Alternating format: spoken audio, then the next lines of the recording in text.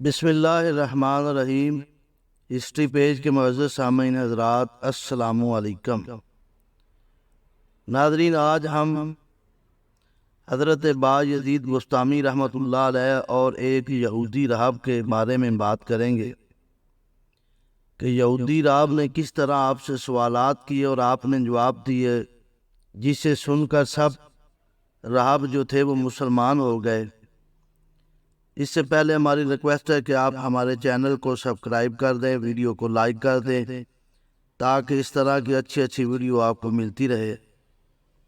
اب چلتے ہیں اپنے ٹاپک کی طرف۔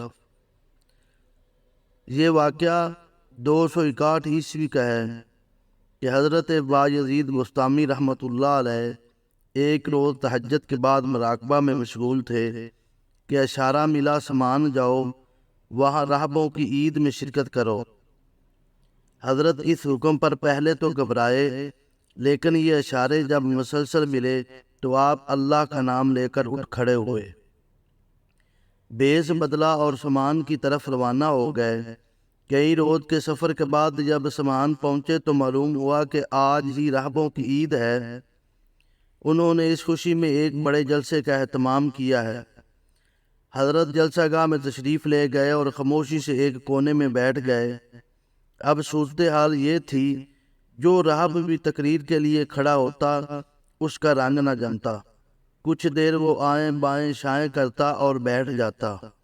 اتنے میں ان کا بڑا راہب اٹھا اور غضبناک ہو کر کہا، معلوم ہوتا ہے ہمارے اس مجمع میں کوئی محمدی آ گیا ہے۔ یہی وجہ ہے کہ کسی مقرر کا رنگ نہیں جمتا۔ یہ سن کر مجمع میں شور برپا ہوا کہ اسے قتل کر دیا جائے۔ بڑے راہب نے پکار کر کہا، اے محمدی، میں تجھے تیرے نبی کا واسطہ دیتا ہوں، تو جس جگہ بھی ہے کھڑا ہو جا۔ اگر تو اسلام کے بارے میں ہمارے شبہات دور کر دے تو ہم تیری اتباع کریں گے، اگر ہمیں مطمئن نہ کر سکا تو تجھے قتل کر دیں گے۔ یہ سن کر حضرت بایزید بسطامی رحمۃ اللہ علیہ کھڑے ہو گئے اور بڑے راہب سے کہا، آپ جو سوال چاہیں کریں، میں جواب دینے کے لیے تیار ہوں۔ راہب، تو پھر تیار ہو جاؤ۔ بایزید بسطامی رحمۃ اللہ علیہ، میں تیار ہوں۔ راہب، بتاؤ وہ ایک کیا ہے جس کا دوسرا نہیں؟ بایزید، وہ ایک جس کا ثانی نہیں، وہ اللہ تعالیٰ ہے۔ راہب، وہ دو کیا ہے جس کا تیسرا نہیں؟ بایزید، وہ رات اور دن ہیں جن کا تیسرا نہیں۔ راہب، وہ تین کیا ہے جن کا چوتھا نہیں؟ بایزید، وہ عرش، کرسی اور قلم ہے۔ راہب، وہ چار کیا ہے جن کا پانچواں نہیں؟ بایزید، وہ توریت، زبور، انجیل اور قرآن مجید ہے۔ راہب، وہ سات کیا ہے جن کا آٹھواں نہیں؟ بایزید، وہ سات آسمان ہے۔ راہب، وہ آٹھ کیا ہے جن کا نواں نہیں؟ بایزید، وہ حاملان عرش ہے۔ راہب، اچھا یہ بتاؤ کہ وہ 11، 12 اور 13 چیزیں کیا ہیں جن کا اللہ تعالیٰ نے تذکرہ کیا ہے؟ بایزید، یوسف علیہ السلام کے 11 بھائی، 12 مہینے اور 13 وہ ہے جن کو حضرت یوسف علیہ السلام نے اس خواب میں سجدہ کرتے دیکھا۔ راہب، زاریات سے کیا مراد ہے؟ حاملات سے کیا مراد ہے؟ جاریات سے کیا مراد ہے؟ مقسمات سے کیا مراد ہے؟ بایزید، زاریات سے مراد ہوائیں ہیں، حاملات سے مراد پانی سے بھرے ہوئے بادل، جاریات سے مراد کشتیاں اور مقسمات سے مراد فرشتے ہیں جو رزق تقسیم کرتے ہیں۔ راہب، وہ کیا چیز ہے جس کی طرف تنفس کی نسبت کی گئی ہے لیکن اس میں روح نہیں؟ بایزید، وہ صبح صادق ہے جس میں روح نہیں لیکن تنفس موجود ہے۔ راہب، وہ قبر کون سی ہے جو اپنے مدفون کو لیے پھرتی رہی؟ بایزید، حضرت یونس علیہ السلام کی مچھلی۔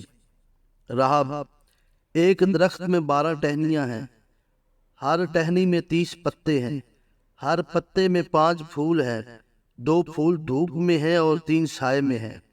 بایزید، درخت سے مراد سال، ٹہنیوں سے مراد 12 مہینے، پتوں سے مراد 30 دن، پھولوں سے مراد 5 نمازیں ہیں، 2 دھوپ میں ہیں یعنی ظہر اور عصر، اور 3 سائے میں ہے یعنی مغرب، عشاء اور فجر۔ رہب وہ کون سی چیز ہے جس کو خدا نے خود ہی پیدا فرمایا اور خرید لیا؟ بایزید وہ مومن کا نفس ہے۔ رہب وہ کیا چیز ہے جس کو خود اللہ تعالیٰ نے پیدا فرمایا اور پھر خود ہی اس کے بارے میں سوال کیا؟ بایزید وہ حضرت موسیٰ علیہ السلام کا عصا ہے۔ رہب وہ کیا ہے جس کو خود اللہ نے وہی بھیجی، لیکن نہ وہ انسان ہے، نہ جن ہے، نہ فرشتہ ہے۔ بایزید وہ شہد کی مکھی ہے۔ اس کے بعد بڑا رہب خاموش ہو گیا۔